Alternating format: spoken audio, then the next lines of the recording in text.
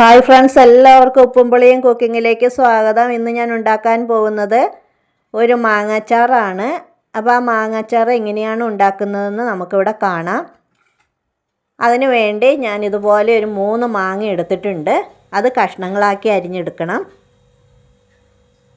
ഞാനിപ്പോൾ മാങ്ങയൊക്കെ ഇതുപോലെ കഷ്ണങ്ങളാക്കി അരിഞ്ഞെടുത്തിട്ടുണ്ട്. അതിലേക്ക് ഉപ്പ് ചേർത്ത് കൊടുക്കുക. 1/2 ടേബിൾ സ്പൂൺ കല്ലുപ്പ് ചേർത്ത് കൊടുക്കുന്നുണ്ട്. ഏതുപ്പും ചേർക്കാവുന്നതാണ്. അത് നന്നായിട്ട് കൂട്ടി തിരുമ്മി വെക്കുക. എത്ര നേരം വെച്ചാലും അത്രയും നല്ലതാണ്. ഞാനിവിടെ ഒരു 2-3 മണിക്കൂർ വെക്കുന്നുണ്ട്. അപ്പോൾ അതിൽ നിന്നൊരു വെള്ളം ഇറങ്ങി വരും. ഇപ്പോൾ വെള്ളം വന്നിട്ടുണ്ട്. അത് പാത്രത്തിലേക്ക് മാറ്റിയെടുക്കാം.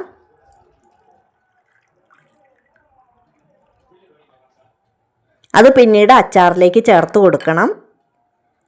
ഇനി ഒരു ചീനച്ചട്ടി വെച്ച് ഉലുവയും കടുകും വറുത്തെടുക്കണം. 3/4 ടേബിൾ സ്പൂൺ ഉലുവയും 1 ടേബിൾ സ്പൂൺ കടുകും വറുത്തെടുക്കുക.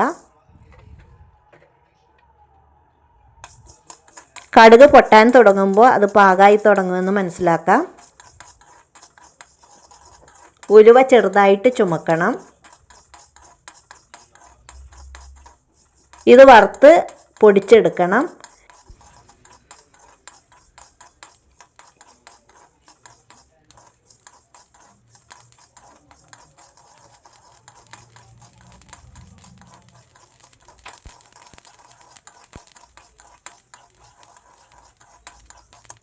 ഇപ്പോൾ ഏകദേശം ഇത് പാകമായിട്ടുണ്ട്.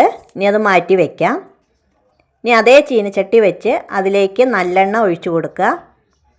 ഞാനിവിടെ ഒരു 8 ടേബിൾ സ്പൂൺ നല്ലെണ്ണ ഒഴിച്ചു കൊടുത്തിട്ടുണ്ട്. എണ്ണ നന്നായിട്ട് ചേർക്കുന്നത് നല്ലതാണ്. കാരണം അച്ചാർ ഉണ്ടാക്കുമ്പോൾ അതിൻ്റെ മേലെ എണ്ണ ഇങ്ങനെ നിൽക്കുമ്പോൾ അച്ചാർ പെട്ടെന്ന് കേടാകുകയില്ല. കുപ്പിയിലാക്കിയതിന് ശേഷം അതിൻ്റെ മേലെ കുറച്ച് എണ്ണ നിൽക്കുകയാണെങ്കിൽ കേടാകുകയില്ല. അതിലേക്ക് 1 ടേബിൾ സ്പൂൺ കടുക് ചേർത്ത് കൊടുക്കാം. കടുകൊന്ന് പൊട്ടി വരട്ടെ.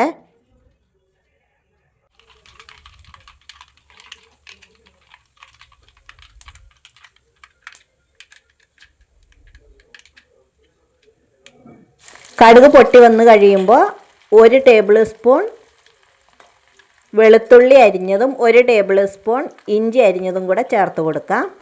രണ്ടും നീളത്തിൽ അരിഞ്ഞതാണ്. ഒരു 10 വെളുത്തുള്ളി ഉണ്ടാകും. 2 പച്ചമുളകും ചേർത്ത് കൊടുക്കുക.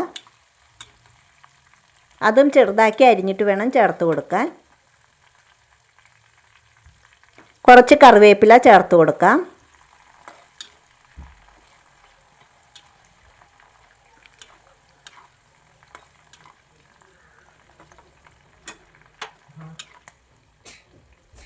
ഗ്യാസ് ഓഫാക്കിയതിന് ശേഷം ഇനി പൊടികൾ ചേർത്ത് കൊടുക്കാം.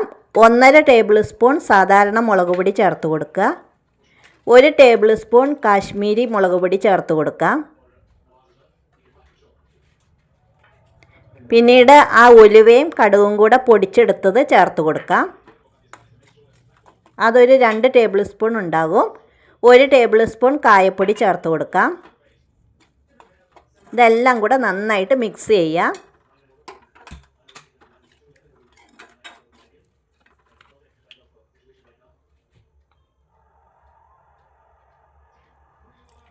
ഒരു ടേബിൾ സ്പൂൺ വിനാഗിരി ചേർത്ത് കൊടുക്കണം. വിനാഗിരി ആവശ്യമില്ലാത്തവർ അത് സ്കിപ്പ് ചെയ്യാവുന്നതാണ്. കാരണം വിനാഗിരി ഒഴിച്ചാൽ പെട്ടെന്ന് കേടാകില്ലെന്ന് പറയും. ഇനി അതൊന്ന് തിളച്ച് വരട്ടെ. ഇനി നമ്മൾ നേരത്തെ മാറ്റി വെച്ചിരിക്കുന്ന ആ മാങ്ങയുടെ വെള്ളം കൂടെ ഇതിലേക്ക് ചേർത്ത് കൊടുക്കണം.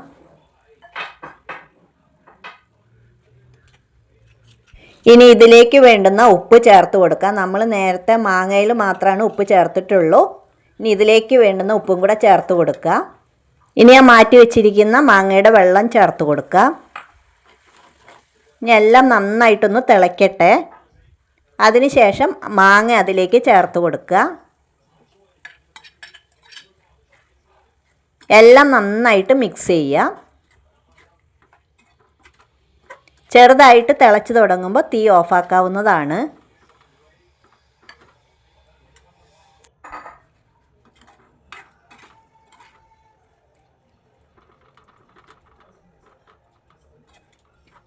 ഇപ്പോൾ നമ്മുടെ അച്ചാർ, മാങ്ങാച്ചാർ ഇവിടെ റെഡി ആയിട്ടുണ്ട്. എല്ലാവരും ഇതുപോലെ ഒന്ന് ചെയ്ത് നോക്കുക. Thank you.